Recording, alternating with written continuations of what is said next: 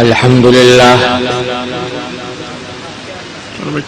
لله نحمده ونستعينه ونستغفره ونؤمن به ونتوكل عليه ونعوذ بالله من شرور أنفسنا ومن سيئات أعمالنا من يهده الله فلا مضل له ومن يضلله فلا هادي له وأشهد أن لا إله إلا الله وحده لا شريك له وأشهد أن سيدنا وسندنا ونبينا ومولانا محمدا عبده ورسوله صلى الله تعالى عليه وعلى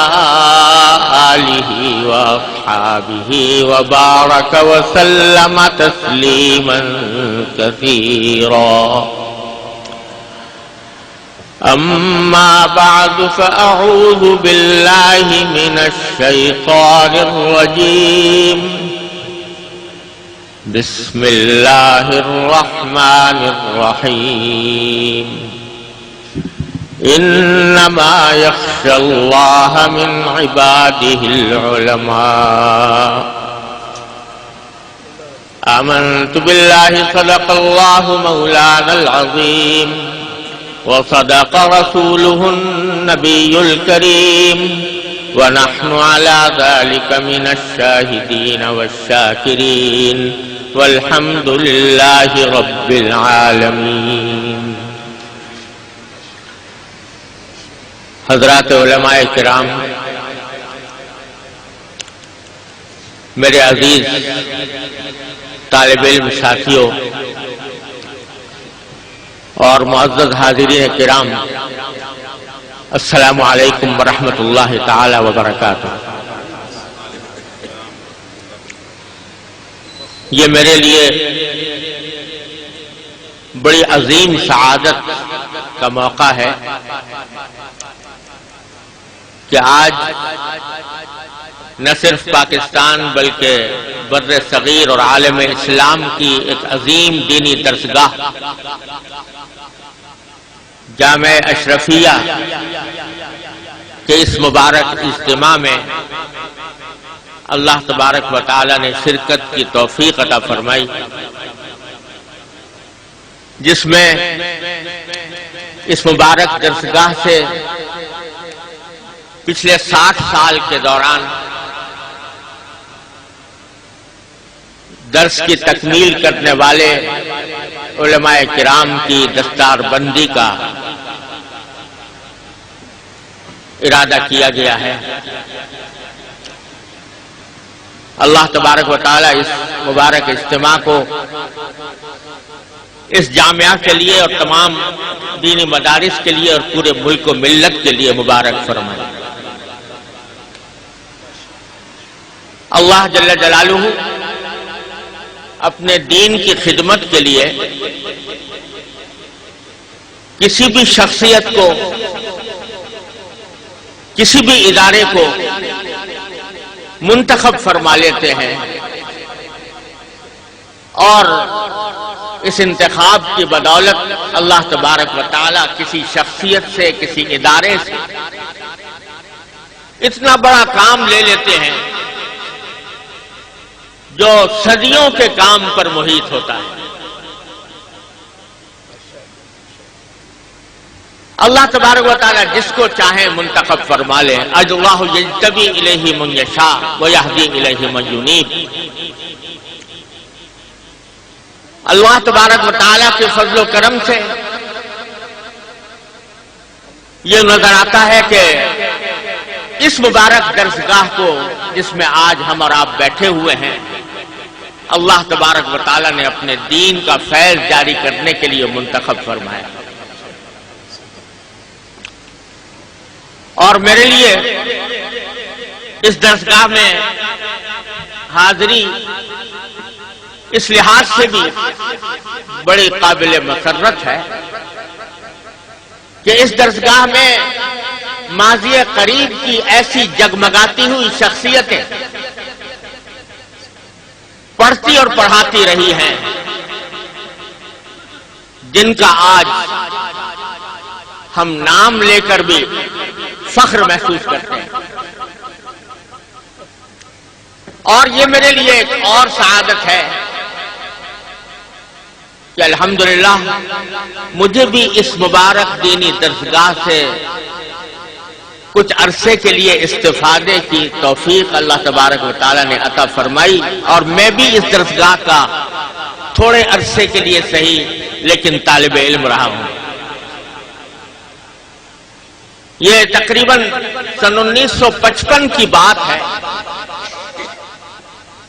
کہ مجھے تقریباً 2 مہینے کے لیے کراچی سے لاہور اپنے والدین کے ساتھ آنا پڑا اور 2 مہینے میرا یہاں قیام رہا. اس زمانے میں شعر جامی اور مقامات حریری اور شعر تہذیب وغیرہ کتابیں دارالعلوم کراچی میں پڑھا کرتا تھا. 2 مہینے جب یہاں قیام کا موقع ملا تو یہیں اسی جامعہ کے نیلا گنبد والے ادارے میں داخل ہو کر 2 مہینے یہاں پر الحمدللہ یہاں کے اساتذہ کرام کے سامنے زانو تلمذ کرنے کا شرف اللہ تعالی نے عطا فرمایا. اور یہ بھی سعادت میرے لیے ناقابل فراموش کہ جس جماعت میں مجھے شرکت کا موقع ملا اس میں میرے بہت ہی عزیز بھائی حضرت مولانا فضل الرحیم صاحب اور ان کے بڑے بھائی مرحوم اللہ تعالیٰ ان کے درجات بلند فرمائے مولانا عبد الرحیم صاحب، یہ دونوں بھی ہمارے ہم سبق تھے اور ان کی ہم سبقی کا بھی مجھے اللہ نے شرف عطا فرمایا. اور اس سے بھی آگے بڑھ کر اللہ تبارک و تعالی کی طرف سے یہ خاص ہی کرم ہوا کہ اسی 2 مہینے کے دوران ہمارے شرع جامی اور شرع تہذیب کے استاد چھٹی پر چلے گئے اور ہمارا وہ گھنٹہ خالی ہو گیا. تو ہم لوگ حضرت بانی جامعہ اشرفیہ حضرت مولانا مفتی محمد حسن صاحب قدس اللہ تعالیٰ سرہ، اللہ تعالیٰ ان کو کروٹ کروٹ جنت عطا فرمائے، ان کے درجات بلند فرمائے، ان کی خدمت میں حاضر ہوئے اور جا کر عرض کیا کہ حضرت ہمارے یہ 2 گھنٹے خالی ہو گئے ہیں، ان کا کوئی انتظام فرما دی. تو حضرت کی شفقت دیکھیے کہ اس زمانے میں حضرت پاؤں سے معذور بھی تھے اور ضعف اور علالت کا بھی سلسلہ تھا اور دور حدیث کا بھی سبق نہیں پڑھاتے تھے کہ جا کے شرع جامی اور شرع تہذیب. لیکن حضرت نے فرمایا کچھ گھبرانے کی بات نہیں، میں تمہیں پڑھاؤں گا. چنانچہ شعر جامی اور شعر تہذیب کا جو حصہ استاد چھوڑ کر گئے تھے، حضرت والا نے اپنی خاصی شفقت کے ساتھ ہماری اس جماعت کو پڑھانا شروع کیا. اور شعر جامی اور شعر تہذیب جو شاید کسی نے بھی حضرت مفتی صاحب سے اس جامعہ میں نہ پڑھی ہو، اللہ تبارک و تعالیٰ نے ہمیں ان سے وہ پڑھنے کی سعادت عطا فرمائی. تو اس طرح اس جامعے کی طالب علمی کا شرف کسی نہ کسی درجے میں مجھے بھی حاصل ہے. اللہ تبارک و تعالیٰ اس کو ہمیشہ قائم و دائم رکھے، اس کے فیض کو جاری اور ساری فرمائے اور دنیا کی آخری حدود تک اس کے فیض پھیلائے. میں در حقیقت آج اس عظیم اجتماع میں محض شرکت کی سعادت کے لیے حاضر ہوا تھا. نیت یہ تھی کہ اتنے بڑے اجتماع میں جہاں اطراف و اکناف سے علماء کرام تشریف فرما ہے، وہاں چند لمحات کی شرکت بھی ایک عظیم سعادت ہے، لیکن مجھ سے فرمایا گیا کہ کچھ گزارشات بھی آپ حضرات کی خدمت میں عرض کروں۔ الحمدللہ اسی نشست میں ملک کے مایہ ناز علماء کرام اور مشائخ تشریف فرما ہیں، اور ان کے کلمات بھی آپ انشاءاللہ سماعت فرمائیں گے، لہذا میں بہت زیادہ دیر تک ان کے اور آپ کے درمیان حائل رہنا نہیں چاہتا، لیکن صرف ایک بات عرض کر کے رخصت ہونا چاہتا ہوں۔ وہ بات یہ کہ آپ دیکھتے ہوں گے، جیسا کہ مجھ سے پہلے ابھی قاری منصور صاحب فرما رہے تھے، کہ اللہ تبارک و تعالی نے دارالعلوم دیوبند کو ایک ایسا سرچشمہ بنایا کہ وہاں سے نکلنے والی نہریں، وہاں سے نکلنے والا فیض چار دانگ عالم میں پھیلا ہوا ہے۔ میں بھی دنیا کے مختلف خطوں میں جاتا رہتا ہوں، اور اگر یہ کہوں تو مبالغہ نہیں ہوگا کہ دنیا کا اکثر حصہ اللہ نے دکھایا ہے، لیکن کوئی چپا دنیا کا ایسا نہیں ہے جہاں میں گیا اور وہاں دارالعلوم دیوبند کا کوئی نہ کوئی فیض بالواسطہ یا بلا واسطہ آنکھوں سے نظر نہ آیا۔ ہر جگہ اللہ تبارک و تعالیٰ نے اس کا فیض پھیلایا ہوا ہے، اور جیسا میں نے شروع میں عرض کیا تھا، اللہ تعالیٰ کسی کو منتخب فرما لیتے ہیں اپنے دین کا کلمہ پھیلانے کے لیے۔ ایسا معلوم ہوتا ہے کہ اس آخری دور میں اللہ تبارک و تعالیٰ نے دارالعلوم دیوبند کو اس کام کے لیے منتخب فرمایا۔ سوال یہ ہے کہ عالم اسلام میں درسگاہیں تو بے شمار ہیں، جامع ازہر ساری دنیا میں مشہور ہے، جامع زیتونہ، تیونس کی جامع زیتونہ پورے عالم اسلام میں اس کی علم اور تحقیق کے گن گائے جاتے ہیں، لیکن اگر خدمات کے لحاظ سے اور فائدے کے لحاظ سے دیکھا جائے تو دارالعلوم دیوبند سے جتنا فیض اللہ تبارک و تعالیٰ نے اس دور کے اندر پہنچایا، وہ نہ جامع ازہر سے اس درجے کا فیض نظر آتا ہے، نہ جامع زیتونہ سے اس درجے کا نظر آتا ہے۔ اس کی وجہ کیا ہے؟ میرے والد ماجد حضرت مولانا مفتی محمد شفیع صاحب قدس اللہ تعالیٰ سرہ، اللہ تعالیٰ ان کے درجات بلند فرمائے، وہ فرمایا کرتے تھے کہ الحمدللہ میں نے دنیا بھر کے بڑے بڑے علماء اور محققین کو دیکھا ہے، ایسے تحقیق کے شناور دیکھے ہیں جن کی تصانیف کو آپ دیکھیں تو دنگ رہ جائیں، جن کی تقریریں آپ سنیں تو وہ آتش نوائی اور شعلہ بیانی میں اپنی مثال آپ ہیں، لیکن جو البیلا لفظ، یہی لفظ والد صاحب استعمال فرمایا کرتے تھے کہ جو البیلا رنگ اپنے بزرگوں کا دیکھا وہ ساری دنیا میں کہیں نظر نہیں۔ اور یہ شعر پڑھا کرتے تھے کہ تولائے مردان ای پاک بوم برنگیختم خاطرت شام روم۔ اللہ تعالیٰ نے جب سے ان البیلی اداؤں کے ان علماء کی زیارت کرائی، اس کے بعد سے بڑے بڑے محققین آنکھوں میں جچتے نہیں۔ اور اس کی وجہ کیا؟ تو میرے والد ماجد قدس اللہ تعالیٰ سرہ فرمایا کرتے تھے کہ اس لیے کہ ان میں سے ہر ایک ایسا تھا کہ علم و تحقیق کا آفتاب و ماہتاب، لیکن سب کچھ ہونے کے باوجود کچھ نہیں تھا، اپنے آپ کو تواضع میں، اخلاص میں اپنے آپ کو بٹایا ہوا تھا۔ اور فرمایا کرتے تھے کہ اللہ تبارک و تعالیٰ نے اس آیت کریمہ میں کہ انما یخشی اللہ من عبادہ العلماء، علم کی نشانی یہ بتائی ہے کہ اگر دلوں میں خشیت ہے، اللہ کا خوف ہے، تب تو وہ علم ہے، اور اگر خدا نہ کرے خشیت نہیں تو وہ علم نہیں، علم کا دھوکہ ہے۔ خشیت اللہ را نشان علم داں، آیت یخشی اللہ در قرآن بخان۔ تو یہ خشیت، یہ جو ان بزرگوں کے اندر دیکھی، ان کی ادا میں جس کا مشاہدہ ہوا، وہ دنیا میں کہیں اور نظر نہیں آتا۔ آپ کو معلوم ہوگا کہ دارالعلوم دیوبند کی جو تاریخ نکالی گئی تھی فارسی میں، اور وہ تاریخ دارالعلوم دیوبند کے اوپر کے ایک جگہ پر کندہ بھی تھی، وہ یہ تھی کہ در مدرسہ خانقاہ دیدیم، در مدرسہ خانقاہ دیدیم، یہ تاریخ ہے دارالعلوم دیوبند، جس میں پورے دارالعلوم دیوبند کے اغراض و مقاصد، اس کا طریقہ کار، اس کے اہداف، اس کا امتیاز اس جملے نے واضح کیا ہے کہ در مدرسہ خانقاہ دیدیم۔ یہاں صرف حروف و نقوش نہیں پڑھائے جاتے، بلکہ حروف و نقوش پڑھانے کے ساتھ اتباع سنت کا جذبہ پیدا کیا جاتا ہے، تواضع اور اخلاص پیدا کیا جاتا ہے، جس میں اللہ تبارک و تعالیٰ کا ذکر کی اہمیت دلوں میں راسخ کی جاتی ہے، اس واسطے کہ یہ مدرسہ ہی نہیں، یہ مدرسے کے اندر خانقاہ ہے، در مدرسہ خانقاہ دیدیم۔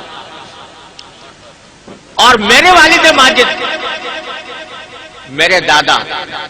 حضرت مولانا محمد یاسین صاحب قدس اللہ تعالیٰ سرہ، جو دارالعلوم کے ہم عمر تھے، جس سال دارالعلوم دیوبند قائم ہوا اسی سال ان کی پیدائش ہوئی، اور ساری زندگی دارالعلوم دیوبند میں تدریس کی خدمات انجام دی، اور حضرت حکیم الامت مولانا اشرف علی صاحب تھانوی رحمۃ اللہ علیہ کے ہم سبق تھے۔ وہ فرمایا کرتے تھے کہ میں نے دارالعلوم دیوبند کا وہ زمانہ پایا ہے جب اس کے شیخ الحدیث سے لے کر ایک ادنا چپراسی تک ہر شخص صاحب نسبت ولی اللہ تھا۔ مدرسے کا دربان یا چپراسی چوکیداری کر رہا ہے اور اس کے دل سے اللہ تبارک و تعالیٰ کا ذکر جاری ہے۔ یہ خشیت اللہ، یہ اتباع سنت، یہ تواضع، یہ اخلاص، یہ تربیت کا ماحول،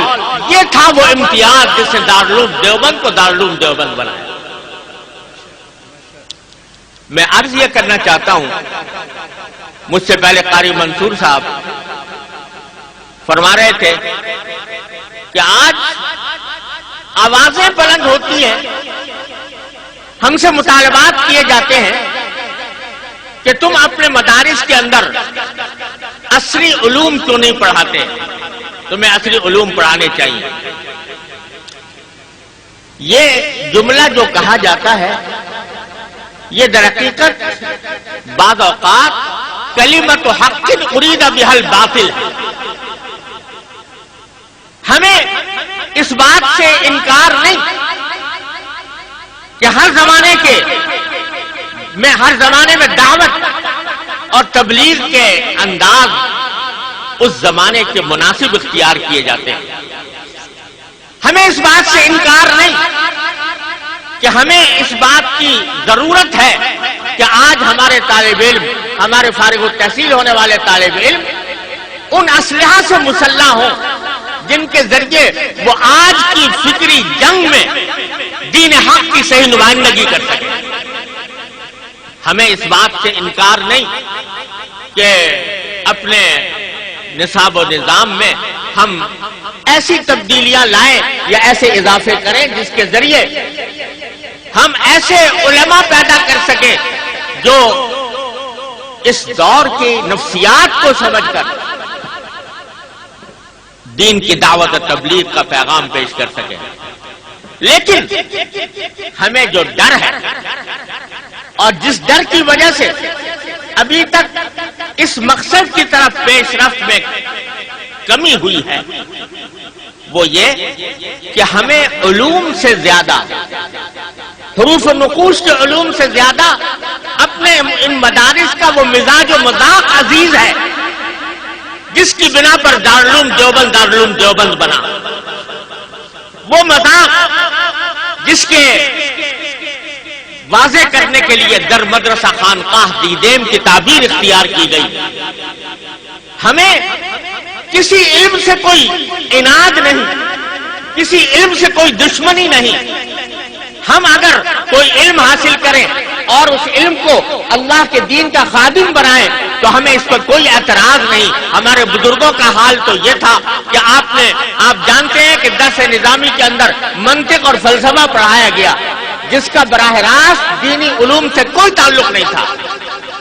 لیکن چونکہ اس کا مقصد یہ تھا کہ اس منطق اور فلسفے کے اسلحے سے مسلح ہو کر فکری فتنوں کا مقابلہ کیا جا سکے، اس واسطے ہمارے علماء کرام نے اس منطق اور فلسفے کو داخل کیا. نہ صرف داخل کیا بلکہ میں نے اپنے والد ماجد قدس اللہ تعالی سرہ سے ایک واقعہ سنا جو ہم سب کو یاد رکھنے کا ہے.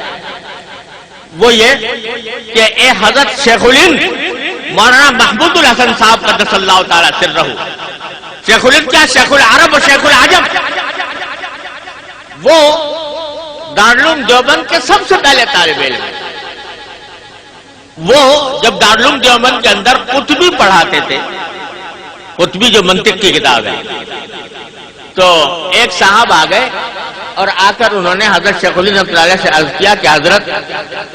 میرے والد کے لیے ان کا انتقال ہو گیا، اس کے ایصال ثواب کے لیے کوئی ختم کر دیجئے، دعا کر دیجئے. تو قطبی کا درس ہو رہا تھا، طلبہ بیٹھے ہوئے تھے، قطبی پڑھ رہے تھے. تو آپ نے سارے طلبہ سے کہا بھائی جو یہ قطبی پڑھی ہے اس کا ایصال ثواب کر دو مرحوم کو. لوگ ہنسنے لگے کہ صاحب قطبی کا کیا ہے، قرآن کا ختم کر کے ایصال ثواب ہوتا ہے، حدیث پڑھ کے ایصال ثواب ہوتا ہے، قطبی پڑھ کے ایصال ثواب کیسا ہوتا ہے؟ تو حضرت شیخ الہند رحمۃ اللہ نے فرمایا کہ میں پوری سنجیدگی کے ساتھ کہتا ہوں کہ قطبی پڑھ کے بھی ایصال ثواب ہو سکتا ہے، اس واسطے کہ الحمدللہ اگر نیت نیک ہو تو میرے نزدیک قطبی کے پڑھنے میں اور بخاری کے پڑھنے میں کوئی فرق نہیں. اگر وہ اللہ کے لیے تھا تو اس کا بھی ثواب ہے، اور قطبی اگر اللہ کے لیے ہے تو اس کا بھی ثواب ہے. اگر اس کا ایصال ثواب ہو سکتا ہے تو قطبی کا بھی ایصال ثواب ہو سکتا ہے. تو ہمارے بزرگوں نے یہ سکھایا، کسی علم سے عناد نہیں، اگر نیت ٹھیک ہو، طریقہ صحیح ہو تو ہم ہر علم کو جو دین کا خادم بن سکتا ہو اس کو اختیار کرنے کو تیار ہیں. لیکن بات یہ ہے کہ اگر ہم کسی نئے علم کو اختیار کریں اور وہ اپنے ساتھ اپنا لاؤ لشکر لے کر آ جائے، وہ اپنے ساتھ اپنا ماحول، اپنا مزاج و مذاق لے کر آ جائے اور ہمارے اس ماحول کو خراب کر دے، ہمارے دلوں سے اتباع سنت کا جذبہ مٹا دے، ہمارے دلوں سے اخلاص اور تواضع ختم کر دے، ہمارے دلوں سے للہیت کو فنا کر کے دنیا پرستی ہمارے دلوں میں پیدا کر دے، مادیت پرستی ہمارے دلوں میں پیدا کر دے، ایسے علم کو ہم 100 بار سلام کرتے ہیں. ایسا علم ہمیں نہیں چاہیے، وہ چاہے علم دین ہو چاہے علم دنیا. لہذا جو لوگ یہ کہتے ہیں کہ یہ اپنے مدارس کے اندر ان عصری علوم کو داخل کرو،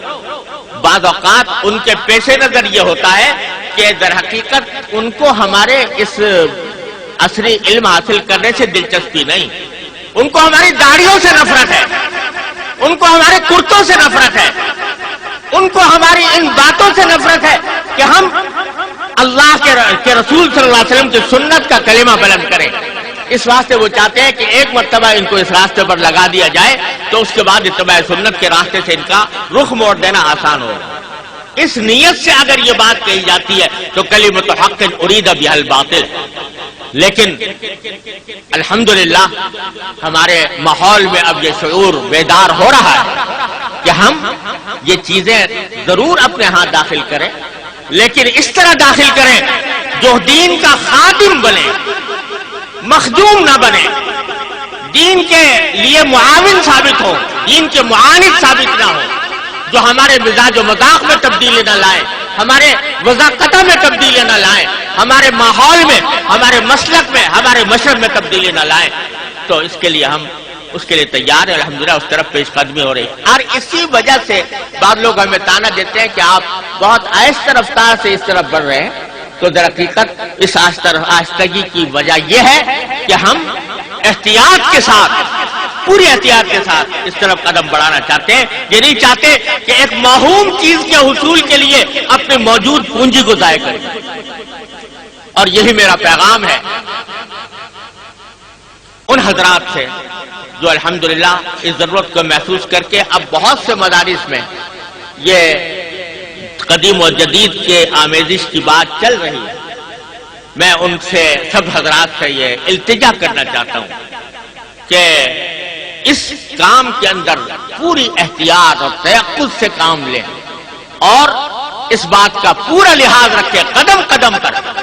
کہ کسی جگہ اپنا یہ محبوب مزاج و مذاق کسی بھی درجے میں مجروح نہ ہونے پائے۔ الحمدللہ جامعہ اشرفیہ کے اندر بھی یہ سلسلہ شروع ہوا ہے اور ہمارے مولانا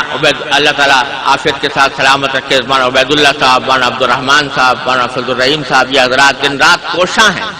اس کام کے لیے کہ دین کا خادم بنا کر ان علوم کو استعمال کیا جائے، اور اس بات کی پوری امید ہے کہ انشاءاللہ وہ اس مزاج و مذاق کو سلامت رکھتے ہوئے اس کام کو آگے بڑھائیں گے۔ اللہ تبارک و تعالی ہمیں اپنے اس علم اور دین کی قدر پہچاننے کی توفیق عطا فرمائے، اور ہمارا جو قدم بھی آگے بڑھے وہ خشیت اللہ کی علامت لیے ہوئے ہو، اور جس میں ہمارے اس بنیادی مزاج و مذاق کا پورا تحفظ ہو۔